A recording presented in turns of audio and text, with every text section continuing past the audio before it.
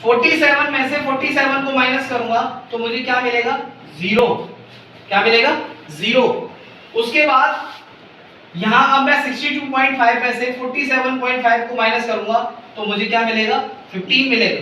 क्या मिलेगा, 15। अब इसमें से मैं 77.5 में से मैंने 47.5 माइनस किया तो मुझे क्या मिला, मुझे मिला 30। और 92.5 में से 47.5 को मैंने माइनस किया तो मुझे क्या मिला, 45। मैंने इस तरह से क्या कैलकुलेट कर लिया, DI निकाल लिया। क्या निकाल लिया, DI।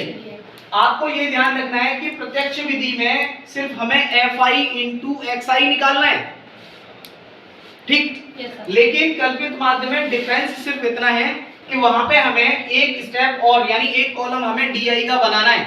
वहां पे हमें XI दे रखा है कल्पित माध्य में, सॉरी निकालना है।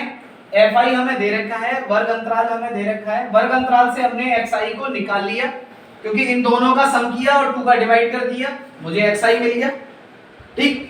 उसके बाद मुझे यहाँ पे DI निकालना है कल्पित माध्य में। कल्पित माध्य में हमेशा ध्यान रखिए DI निकाला जाता है और DI के लिए मुझे यानी फॉर्मूला होता है XI में से A को माइनस करना, ठीक है। A क्या चीज है, A हमारा एज्यूम्ड है, एज्यूम्ड करते हैं हम वो नंबर, चाहे आप इसको एज्यूम्ड कर लो या इसको एज्यूम्ड कर लीजिए। आप दोनों में से किसी एक को आप एज्यूम्ड कर सकते हैं।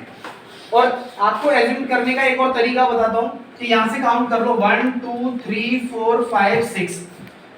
अगर आपकी ये वाली काउंटिंग कितनी दे रखी है, 6 यानी सम होती है, तो आपको क्या करना है, बराबर पार्टों में डिवाइड कर लीजिए। आपका जो मिडिल होगा 2 नंबर, उनमें से आप कोई भी एक नंबर चूज कर लीजिए, वही आपका A होगा।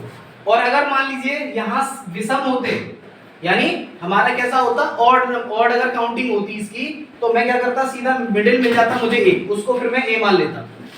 बात समझ में आ रही है, ठीक है। आगे देखिए, अब यहाँ पे DI जब आप निकाल चुके हैं तो आपको DI का मल्टीप्लिकेशन यानी FI का मल्टीप्लिकेशन DI के साथ करना है। तो मैं यहाँ पे लिखूंगा कॉलम में FI इंटू DI, ये हो गया। FI into DI is equal to निकालना है, तो इसका मीन्स ये है कि आप इसका मल्टीप्लिकेशन इसके साथ करना है, यानी 2 into minus 30, 2 into minus 30 is equal to कितना हो गया, माइनस का 60। अब ऐसे ही मैं इसका मल्टीप्लिकेशन इसके साथ करूंगा, माइनस